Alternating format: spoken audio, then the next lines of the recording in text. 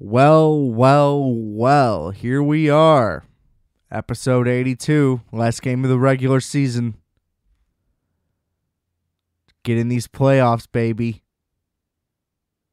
What a choice, 82 games. Anyway, welcome to Requiem for a Tuesday. It's me, your mans, Adam Pecora. Welcome back. Welcome for the first time. How you doing? How are ya? Thanks for tuning in. Took the vacation week last week. Didn't originally plan on it. Things just ended up getting a little hectic, as they tend to do around these Thanksgiving times. So I was like, you know what? Fuck it. We don't give the people half-assed episodes. Jesus. Isn't that ironic, like when you can't do something like that? Like I couldn't say half-assed correctly. I half-assed it. There's definitely a word for that, but it escapes me if I know it at all. But you know me, I know it all. That's right. I did that. I went there.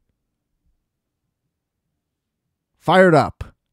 It's great to be back. Oh, boy.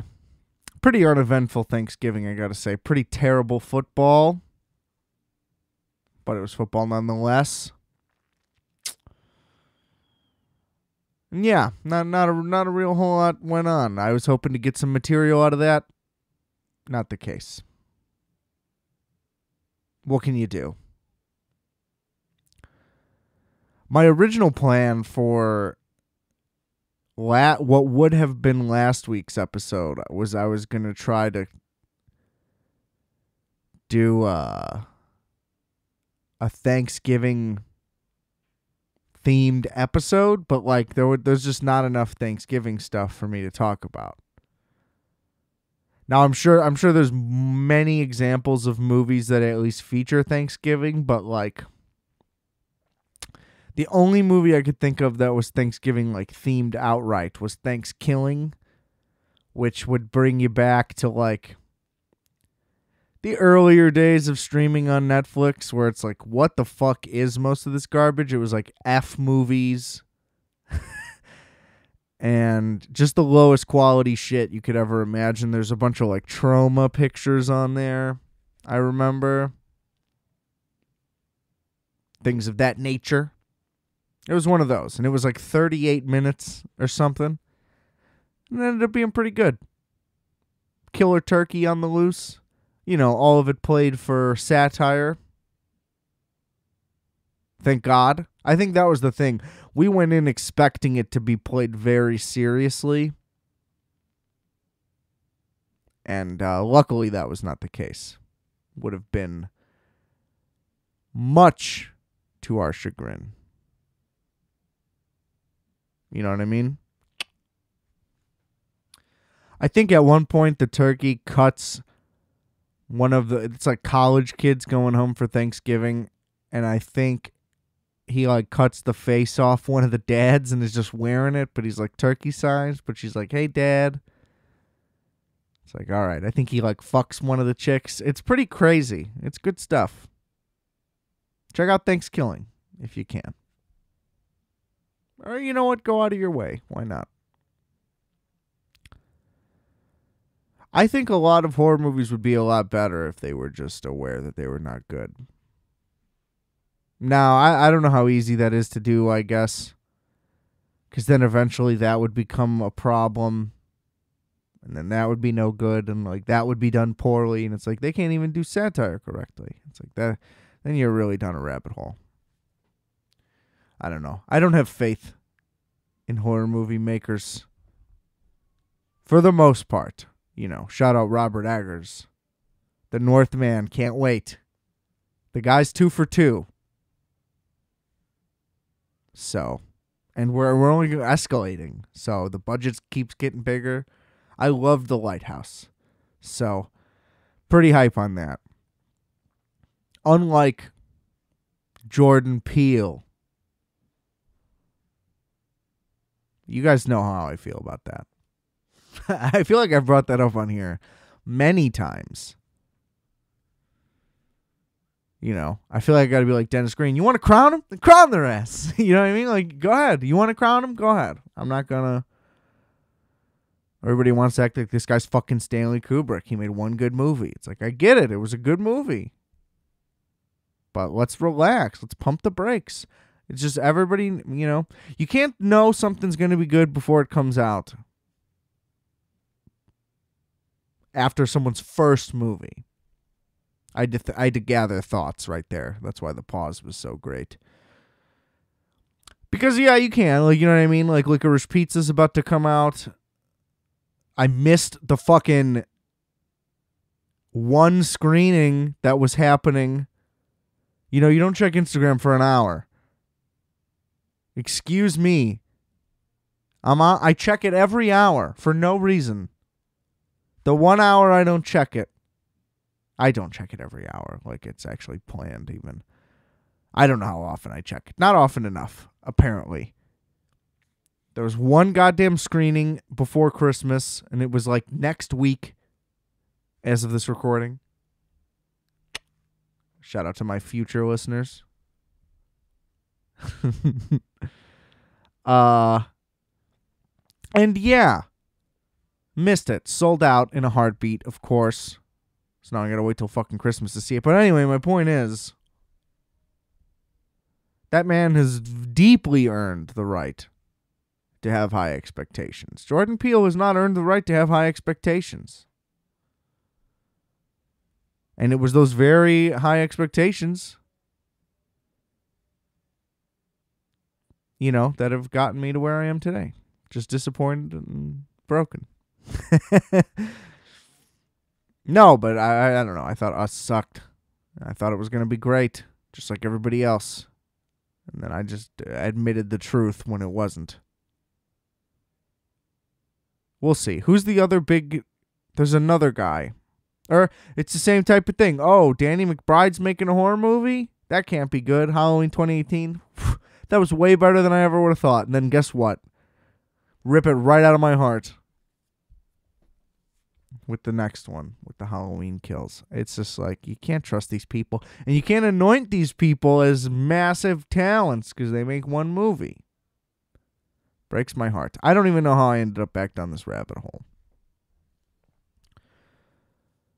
Fuck Halloween Kills, though. God, I hated that movie. Please go listen to the Halloween Extravaganza episode if you haven't listened to that. I'm pretty upset. I fucking hated that movie. Anyway, what are you talking about today, Adam? I don't know. Really. No, I'm going to talk about some new movies. Possibly some football. We'll see. Depends how much time we got. Well, we'll probably have a decent amount of time. Because I'm not super invested in these movies. But so ever since I heard the fucking name of 8-Bit Christmas, boy, did I want to jump out of a building.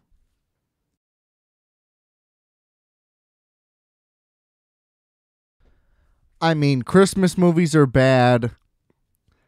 What is this title? Like, you definitely came up with the title before anything. And then you see, you know, it comes up as like the little preview before the episode starts when you're trying to watch Succession or, you know, something good like that on HBO. And it's like, oh, look, 8-Bit Christmas. And it's like, what the fuck is this? And then they're like, oh, Neil Patrick Harris is the star. And it's like, oh my God, this is awful. And it's like, is it animated? No. It's like, what? Okay. And I feel like it's all misleading. I mean, I'm half paying attention whenever that shit comes on and I'm trying to hit skip or whatever. So I never once, like, fully ever watched the trailer. But what I experienced the many times that it had come up is that I flat out missed the entire premise of the movie. It would just be like Neil Patrick Harris says a thing, like here's a zing, here's a quick little zing for the camera, for the people. And then it's like 8-bit Christmas. And it's like, what is this? None of this makes any sense. Anyway, so if you're unfamiliar, I'll fill you in. I'd say spoilers, but like, does it matter? Not at all. But I mean, I'm gonna say what I what I meant by that. Just to clarify, I will be saying and revealing spoilers, quote unquote. But do I even need to give you that warning because this movie's irrelevant? No. But I guess I effectively just did. So yes. Crazy how everything works. The universe is crazy, bro. Oh, fuck. Look. So here's 8-bit Christmas. I don't want to say it either. I don't like saying it. It's really irritating to me. 8-bit Christmas? Like, go fuck yourself. That just makes me so mad. And I can't even really piece together why. It's just, I don't know, just the half-assed rhyming of it. And just the total irrelevancy of the title. It has not... The movie... Like, the end of the movie is literally like, this whole thing was pointless. And, oh boy. Okay, I gotta start from the beginning. Because otherwise I'm gonna tell the story like Justice. All fucking stupid. And leave out details. Alright. So, this motherfucking piece of shit, it wasn't that terrible, I'll just be honest. Like, as far as like a children's oriented Christmas film could go, this is like as good as it could go, pretty much. Other than it being like a, whoa, where did this come from? We got a new classic on our hands, which isn't going to happen. I don't know. I don't really like many Christmas movies. I mean, I love A Christmas Story. I think if you're one of those people who's like, oh yeah, but it's overrated, like, you can go fuck yourself. It is not overrated. It's a great film. Like, that's a great movie, period. We just choose to watch it once a year. So, yeah, let it get the 24-hour treatment. If you have a problem with A Christmas Story being on 24 hours on one channel, it's like, change the channel. Put on something else. You watch TBS so often that you're like, oh, fuck, I forgot this is still on. I really wanted to watch Sullivan and Son or whatever. I don't fucking know. What's even still on TBS? Is anything on TBS? I don't have cable anymore. That's partially my fault. But also, like, come on. A Christmas Story fucks hard. Like me. No. This fucking movie. This 8-bit Christmas.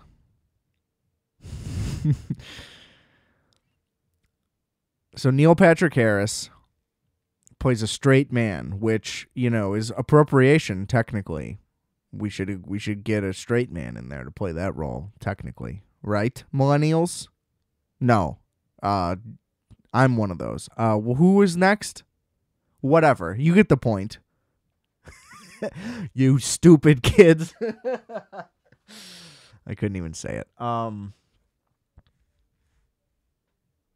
But yeah, Neil Patrick Harris has a daughter. There's no explanation as to where the mother of this child is. But only child, Neil Patrick Harris, got big money. Okay, so it's set in Chicago, which is kind of cool because as a guy from Chicago, they did a good job. Oh, I don't know if they did a good job necessarily, but they did a job and tried very hard to put in a lot of like Chicago jargon. They're like, oh yeah, you got to go over to fucking, Geneva. And it's just like, they just named a lot of real towns in the area, pretty much. which was somewhat helpful. But anyway, just logistically poses some questions right at the beginning. So it starts with Neil Patrick Harris and his daughter like leaving the mall is just all that they call it. But they're at like fucking Water Tower Place in River North. Like they're not at like the mall. You know what I mean? They're at like the Mag Mile, like the shopping epicenter of the city. You know, like you'd have to go to fucking Fifth Avenue to find a more competent shopping experience in New York City. Our Fifth Avenue is terrible. You actually can get some pretty nasty hookers over there, but that's about it. There's no Burberry. But anyway, just to be like the mall, nobody's like, oh yeah, I'm at the mall. You would say, you know what I mean? So that's just interesting. But anyway, the point is, they just had that in there because like that's going to be the main reference of the main story that is the actual movie that we're watching. My point is, though, he's like, oh, we're going to Grandma and Grandpa's. You had to stop at Mag Mile to get some shit to go to your mom's. So my point is, like, do y'all just live in River North? Because there's other malls, especially since it's set technically in the burbs. It's all in the burbs, which I'm going to get to. I understand that I'm kind of leaving things out, which like alienates some of the details. But anyway, my point is, if you're just going out to the burbs anyway, you must already be living in the city. Because regardless, there's always a mall. You can always get to a mall. There are malls on the north side, the south side, and the west side. Those are all the sides. So, I'm just pointing that out. And PH, in this movie, clearly got mun-muns. Okay? Pretty sure it was a very nice car as well. But it's like, y'all are just living in River North, just like casually, just you and your daughter. It's like, I don't know. If I was a single dad with a daughter, would I be living in River North? If I was a single guy, period, with a bunch of cash, you know, that's a maybe. But, you know, if you got the daughter, you might as well just move to somewhere a little more efficient.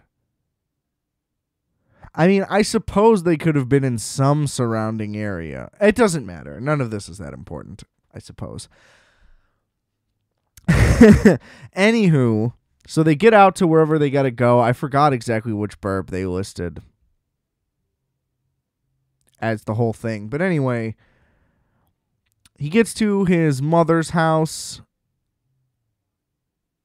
There's just nobody around, which is bizarre. He just walks in the front door. It's just like, people don't leave their front door unlocked when they leave the house.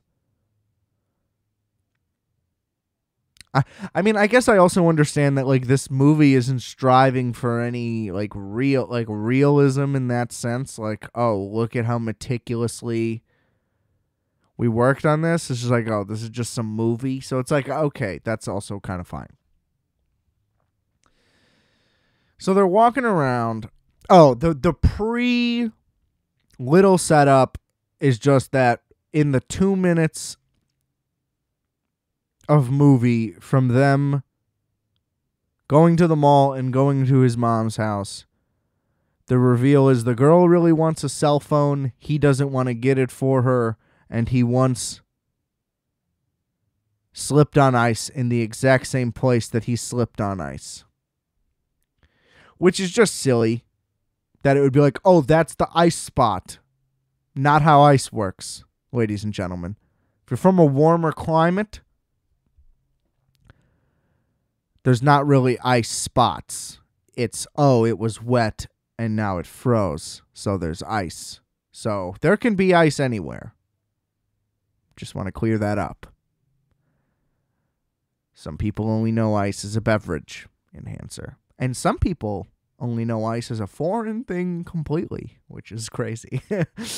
So that's fun. I can't believe I'm going to do 45 minutes on 8-bit Christmas. How far things have fallen. Anyway, they're walking around the house talking about cell phones. No, I'm not getting you a cell phone, whatever, blah, blah, blah, blah, blah. And she's like, Dad, you don't get no pussy anyway. So, like, just give me my, yeah, whatever. She's like, I basically just used, not a good argument on her part, I just realized. She's like, oh, well, I have to use your phone, and I'm using it more than you. It's like, well, if you're using it more than him, then he really doesn't need to get you one. It's not that big of a deal. Anyway. See, I'm just poking all these little holes in here. This movie's going to be fucking Swiss cheese when I'm done with it. Neil. I forget what the reveal even is. They're just like, oh, here's my old bedroom. You want to play Nintendo? Anyway, so they're playing a Nintendo. The whole point of this movie, 8-bit Christmas, is the story of a boy in the 80s who wants a Nintendo. And so this movie basically just becomes, Princess Bride or whatever. It's the easiest example of that. Except he's not reading a book. He's just, while they play Nintendo, he's telling his daughter the story. Every now and then, they cut back into the room.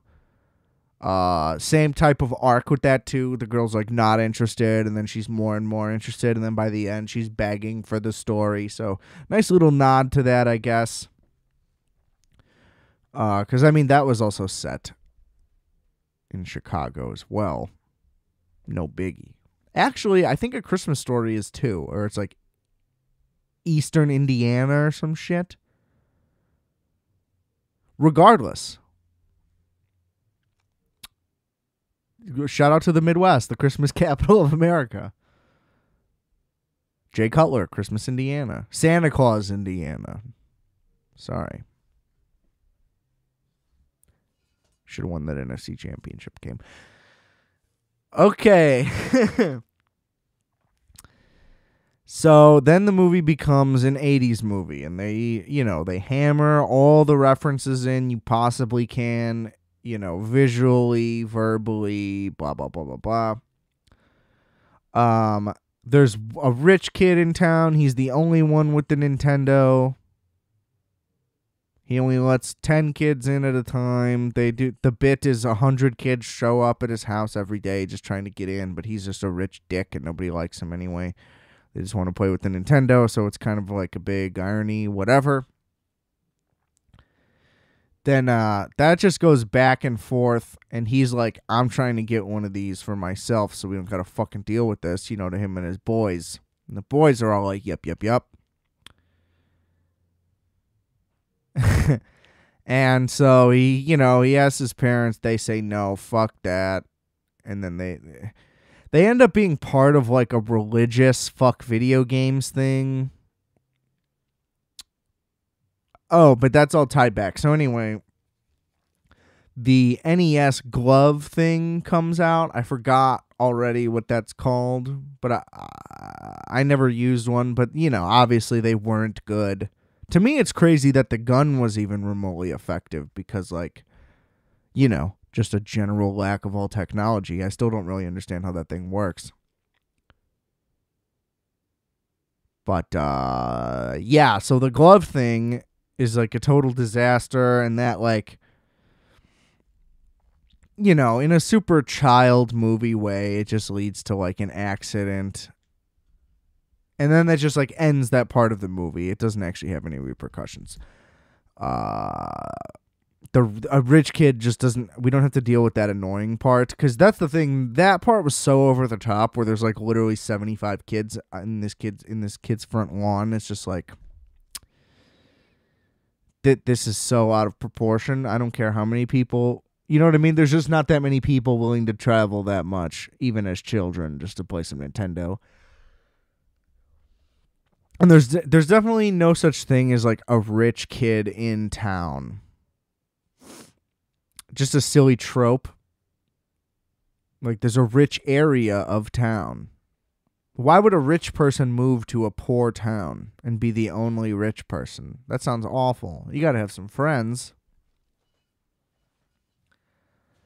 But so then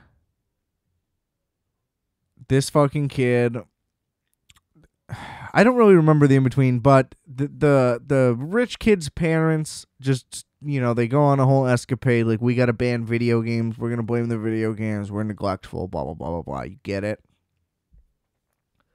And so that just, like, further pushes the kid to not get the console. So his last resort is, like, the Boy Scout troop sales prize is going to be an NES or whatever. The kid hustles, he gets it, and then they were infiltrated by the crazies, and so they gave him encyclopedias instead. Which, to pull that switcheroo, is just like, somebody should do something more about this. And then that changes into a final phase where they scheme out a plan to just go buy one. They're like, we'll sell baseball cards and we'll go buy one.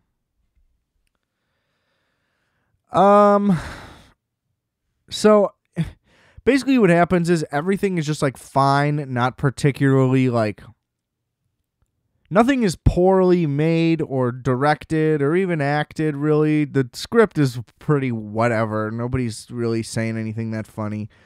Steve Zahn plays the kid's dad. He just kind of yells a lot, and they... Speaking of half-assed earlier, everything in this movie is like half-baked. Like the dad's like the zany dad who's always working on the house, but it's just like doesn't really affect anyone in the house that much or that often. And it's not really a problem. And then like, oh, like we're going to be really harsh on this like video game ban and it's going to be like a thing. But it doesn't like cause any day-to-day problems for the kids other than they can't go to the rich kid's house. And then like,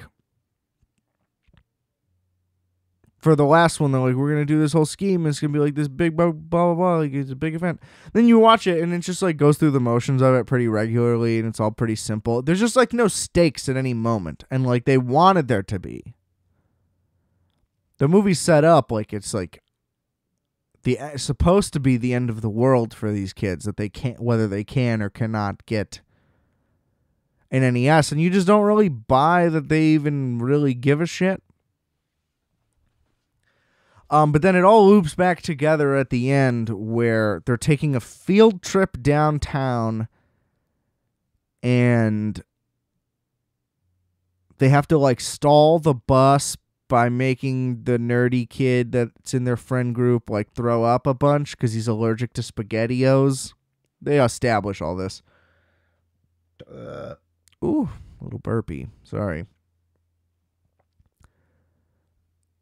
And the kid is just like puking and puking and puking, whatever. So they stop the bus. And the main kid is supposed to run out,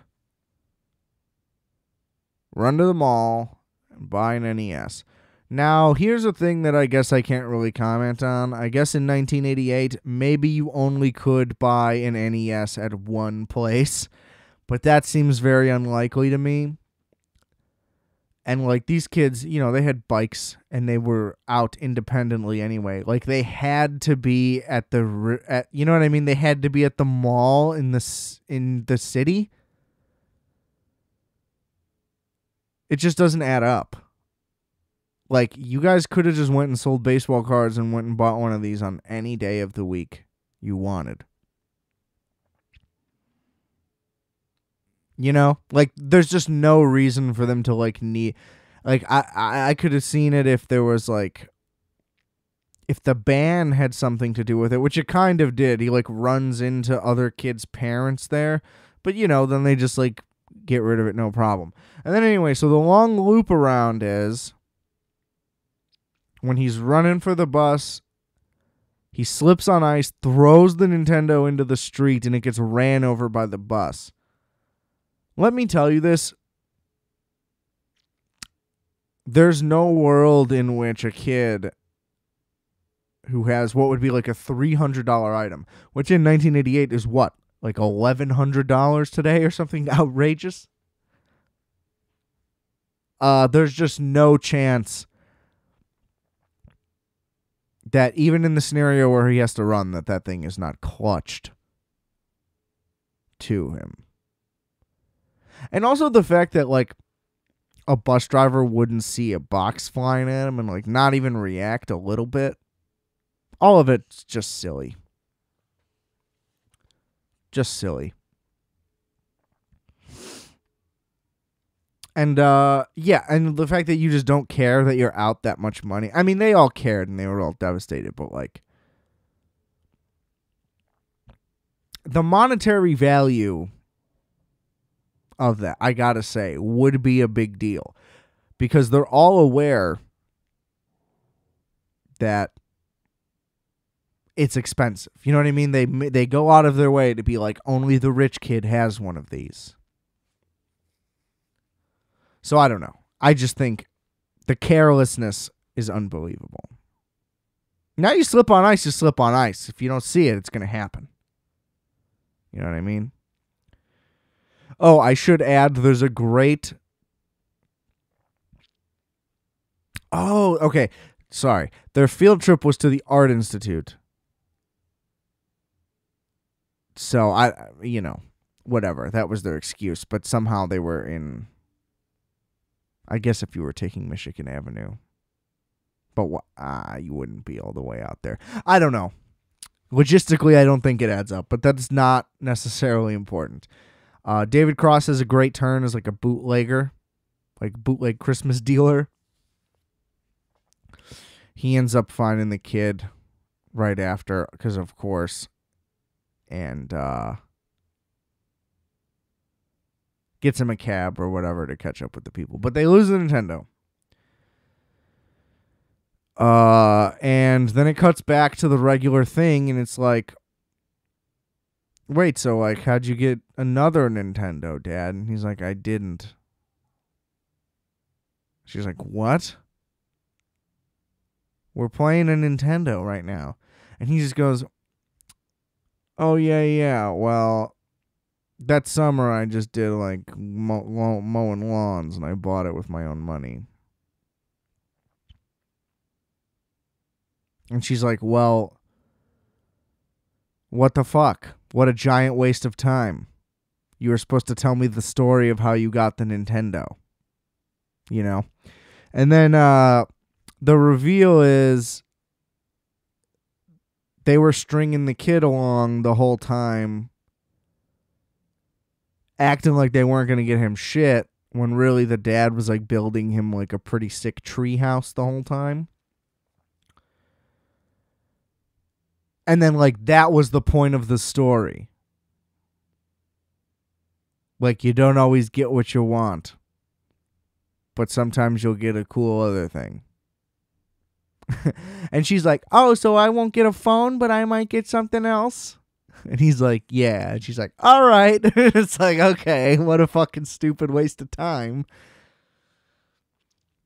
And then they try to do a sappy thing where like Steve Zahn is now just like dead. And it's like, well, this isn't tragic because we don't know what happened. So it's like you're trying to make this like an emotional scenario, but I'm not feeling anything because... And I don't know. That was pretty much what it was. It's like everything was just like... It just fell flat. It just like wanted to be all these things. It's like, oh, we're going to have like a little scheme scene. And we're going to do all that. And it's like, oh, this is going to be like a big organized like heist almost. How are these kids going to like put their plan into motion? And then it just all kind of happens like really quickly and there are like no consequences. And then it's just like over. And it's like, oh, all right. And then again, the whole point of the movie is like, how do you get the NES? How do you get the NES? And he's like, I didn't get one. I did not get one. And either way, even the reveal within that reveal is I just bought it with my own money. It's like, yeah, you could have done that. You tried to do that already the whole time. That was also part of the story. You guys tried to get it with your own money. Like, what are we talking about? I don't know. It's stupid. It's just like, I don't know, there's like a self-importance to it. Maybe not. It's really hard for me to put my finger on. I don't know. It just like wants to be a classic. And I feel like they were like, how many different things can we just like plug into this to like make sure this is remembered? And in the end, that's what makes it completely unmemorable. It has like nothing original about it. It's just trying to have all these different parts from all these different movies and combine them all into one. But then like the thing that would be unique about it, they're just like, yeah, none of that is actually important at all. It's like, oh, okay. Cool. So I'm sure Nintendo got a fat check just to like get to actually use the real name. But I mean, come on. 8-bit Christmas. Guess what? It's not about that. So not only is the title stupid and annoying, it's completely misleading. There is no 8-bit Christmas. Fucking HBO Max. And I don't know why I did it. It was like 11:30 at night, and then I couldn't really fall asleep, so I put it on, and the next thing you know, I still didn't fall asleep. And it's like, oh fuck, I actually watched this thing all the way through. Not a super ideal way to spend an evening. But here's the thing, look, if you unfortunately have offspring, they'll like it, and you won't hate it. But if you're just like somebody looking to watch something for like entertainment, like don't go to this.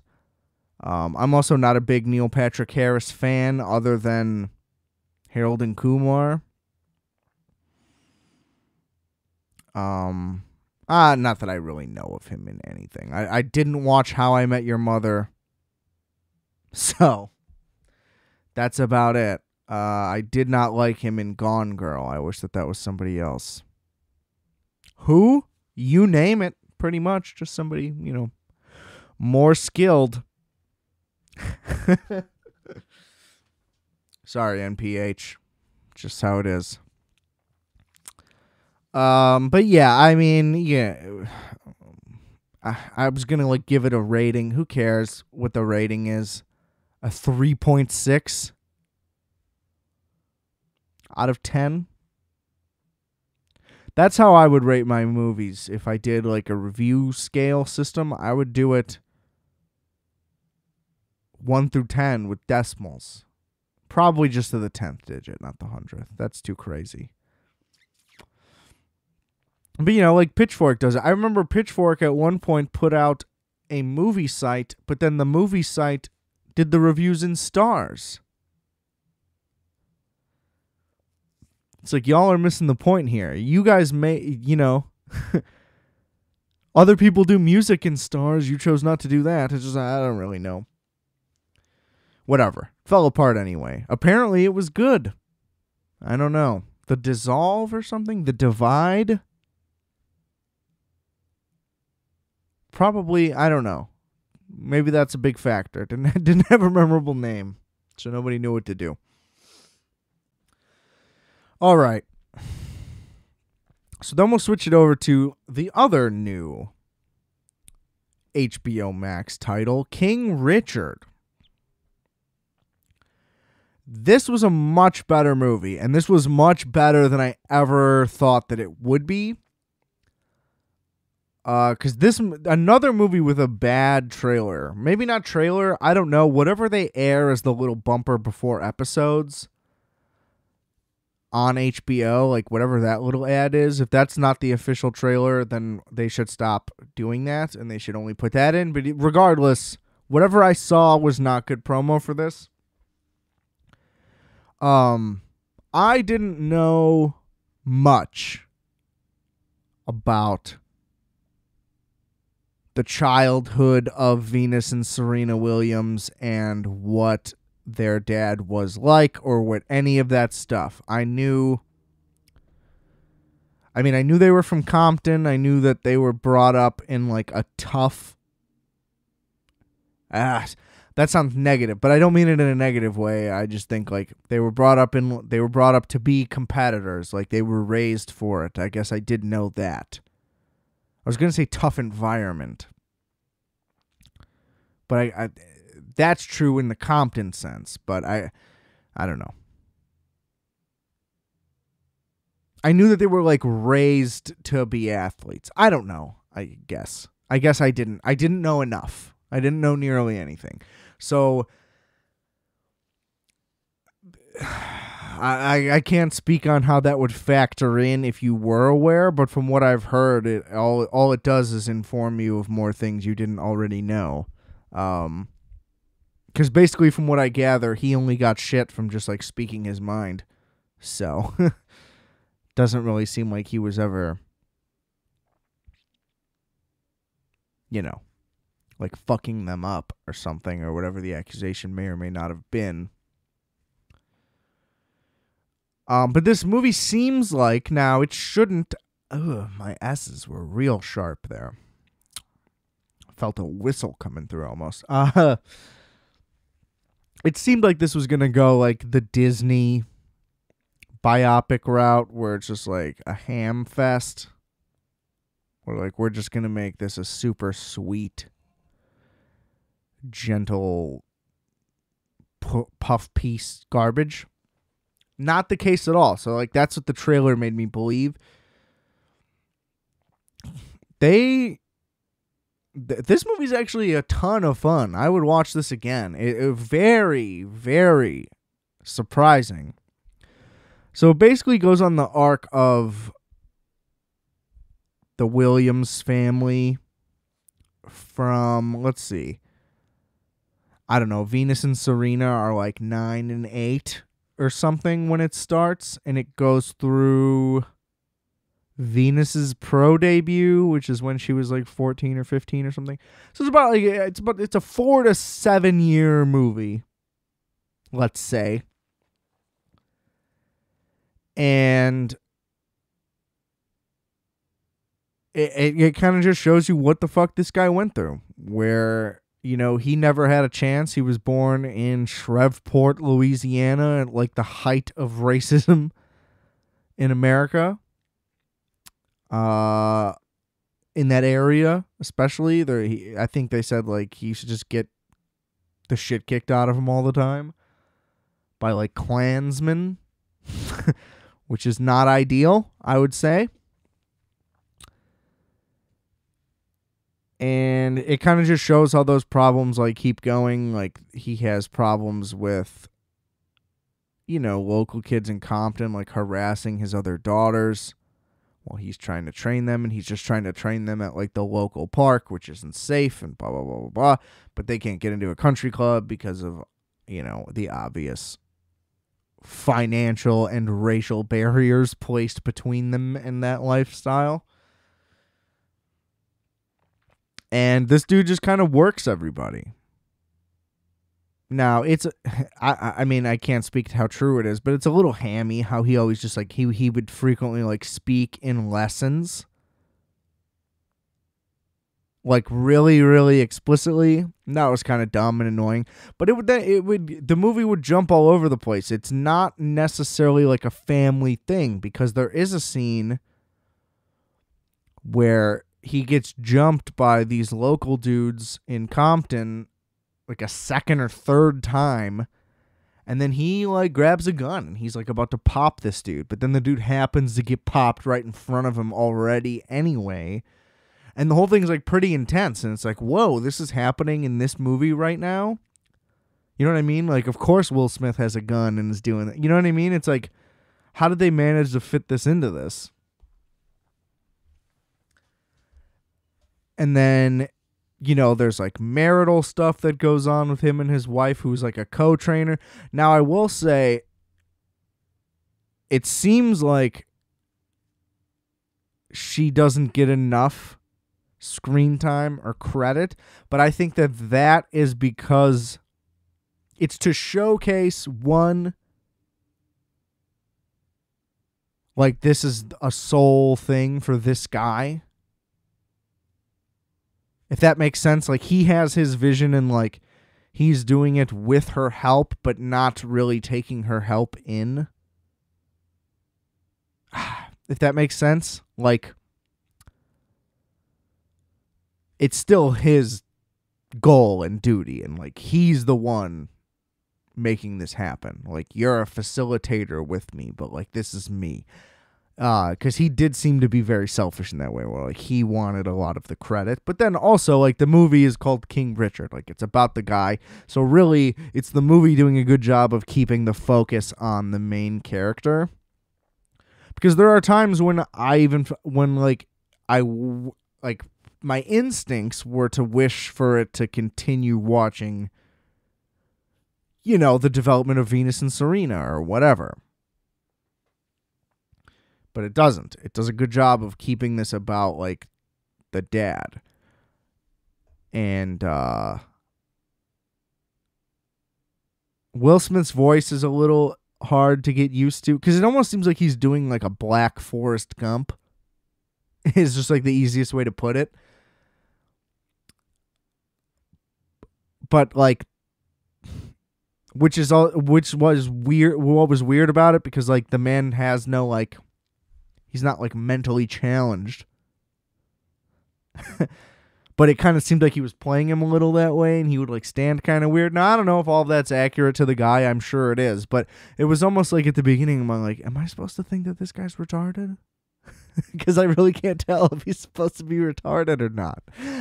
But from what I gather, no, he is not supposed to be viewed as a retarded person in this movie, which is great. But then he hustles his way to getting them, like, a coach who's, like, a pro, and they do a good job of throwing in all these, like, little tennis references, like, accurate to the time, and then, like, even, like, Andy Roddick is brought up casually, like, at some point. So it's just like, you know, they're good at sprinkling, like, real sports references in there. He clashes with one of the trainers, then he gets a better trainer who is, what is that guy? The guy who played the Punisher, which didn't work out, unfortunately.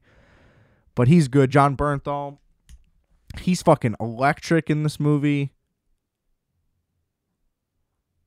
And it doesn't really get boring. They don't spend too much time in too many places, really, until the end,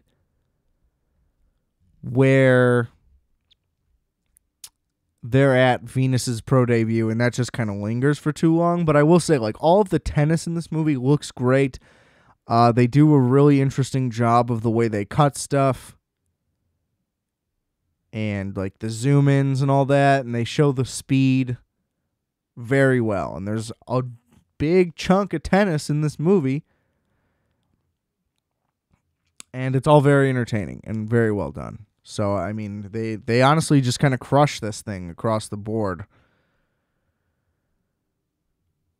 My big gripe was, one major thing that I left out, which leads to this, is that the initial trainer, so he's like, you got to do it for free because, like, we're broke, and thanks.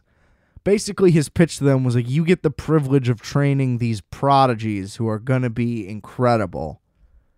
So, like, you'll do it for free because it'll make you money. And you don't want to look stupid and all those things. So, anyway, he tries that on a bunch of guys. And the one guy who finally accepts, he's like, I can't train both. I can only train one.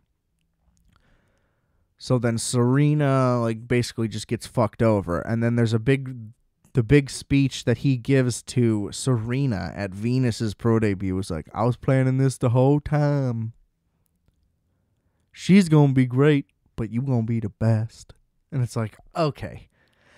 Like I said, he already spoke in lessons the whole time, and this was the one where it's just like, even if this conversation really happened, it's so much less believable now.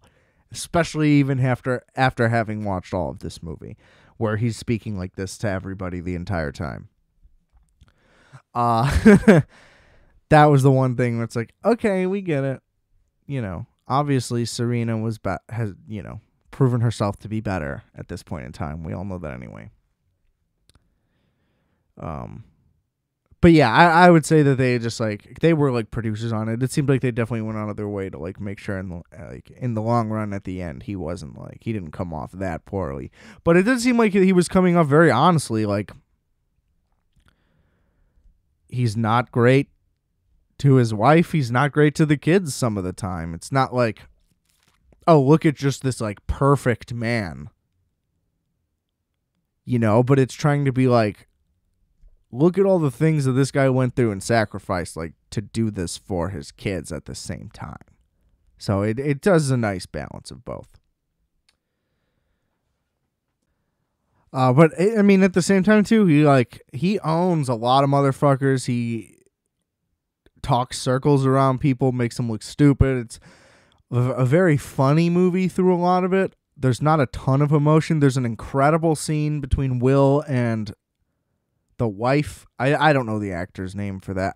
You know what I mean? I always do this thing where I mix character and actor and I don't clarify. Whatever.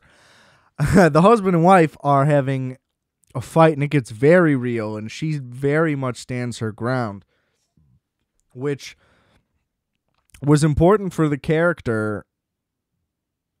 Again, whether this happened or not, just like for the movie, because like I mentioned, she's kind of just a background character, kind of just until the movie needs her, and it's like, oh, now she's a central figure again, but then she just like won't be in 4 or 5 scenes in a row, or at least not talking.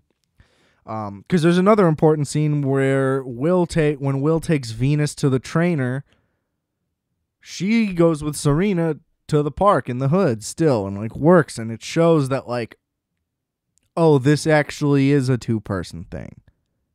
Like, we're proving this to you right now. And the juxtaposition of those shots was really awesome. The editing in this movie is just fantastic.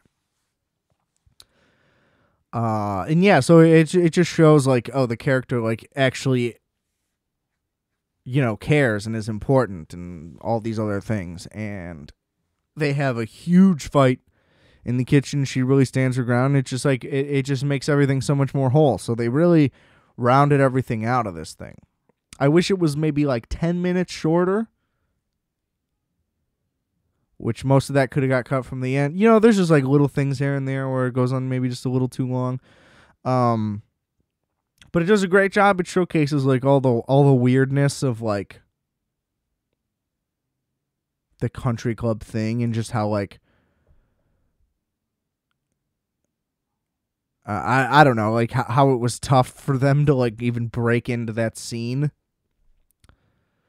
Which is funny. He's basically just like, yeah, only just like rich white people play tennis. So he's like, that's why we picked tennis.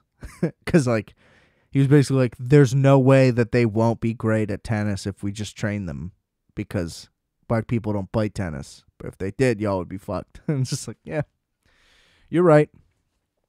That's how I've always felt about skateboarding. Any black dude that picks up a skateboard, like, and actually like works at it. Well, I mean, not any, obviously, but it just seems like so many black dudes go pro. But like, how often do you see black dudes skating? Like, you know what I mean? Just like around. It's a smaller number. And, you could see why. But I'm just saying, like, if somebody with like an already like natural athletic ability did this thing versus trying to do what everybody else does, they could get a lot further. Which is cool. I mean, it's kind of like the same concept as how you see like just the level of skill in UFC going crazy, because now people have been doing it since they were a kid, versus like 20 years ago, whatever, when it would be guys who started doing it as a backup option and it came late and all that. Just always love stuff like that. Sometimes you gotta find your way in. Like if I would, you know what I mean? If I would have been the guy doing the podcast fucking 7 years ago, things might be a lot different now, but you just can't. Sometimes you're too late to something.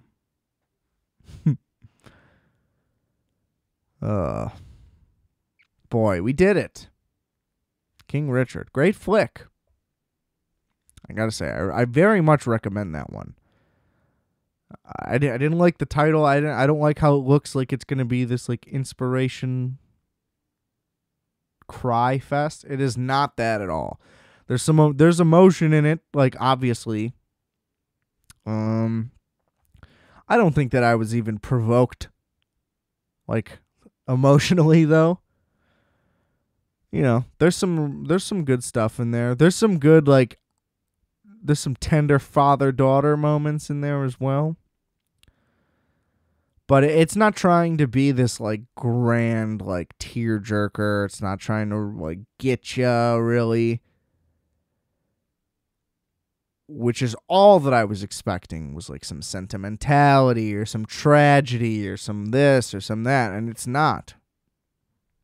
It's really not trying to do that at all. It's basically just trying to be like, yo, this is what went down, this is what shit was like, and this is like, we're just gonna do a really great job like piecing all this together for you, and like it's gonna look good. And you know, what more can you want? And once Bernthal gets in, too, it really just starts flying because he's electric on there. I mean, he's supposed to be playing a guy with like a fuck ton of energy, and like that's the whole thing, and he's like the cool tennis coach and all that stuff. But the movie just is nonstop fun from the second he shows up, because there's a lot of clashing before that. It's a lot of rejection. They're not getting into clubs. They're not getting trainers. Then it's, oh, we got a trainer, but I don't agree with this guy. And then I don't agree with this guy leads to like, I'm going to fight with my wife, which leads to like, I'm fighting with the kids again. You know what I mean? And it's a lot of conflict in the first half, and then it gets a lot more fun. You know, and there's still more from there. Like he just takes a lot of liberties with decision making. Basically, is the big issue of the whole movie. He's always just like, yeah, well, I decided, so, oh well. Good stuff. It was good. And, you know, a lot to learn. Because I'm overall, most of this wasn't that publicized anyway. I think that from what I gather, the information that was out there was just, this dad is dumb for not letting his daughters play professional tennis and people are mad. But he was just like trying to look out for what was best for them. And they're like, you don't know. Sign this contract. And then he's like, nah. There's some good contract scene stuff in this movie, where they're like, we're not going to be dumb fucks. And it was awesome. It's real easy. You see that piece of paper. You know what I mean? I'd want to sign whatever I saw. That's how you know how confident you really are in yourself. Like, am I going to sign the first deal that comes up without the risk? Or am I going to go out there, show people what I got, and try to get some more? Gotta say, I would probably sign the first deal right away. And regret it. You know, you'll always regret it. Whew. Well, been a pleasure as always, ladies and gentlemen. I hope you check out King Richard. I don't really care if you watch 8-Bit Christmas or not. Fuck. God, I hate that so much. But it was good to be back. No football talk this week, which is fine. I mean, the NFL is such a fucking mess. I have no idea what to make of anything. Just like everybody's saying. I mean, who's even good? We can't even tell. It's just crazy. So we'll see what happens. Probably talk some more of that next week. Maybe we'll see. Might have a mini-sode next week. I don't know. I don't predict the future. If you're listening from the future, then that's not relevant to you anyway. Rate, review, subscribe to this show. Apple, Spotify, Stitcher, YouTube, whatever you name it, we're on it. We gotcha.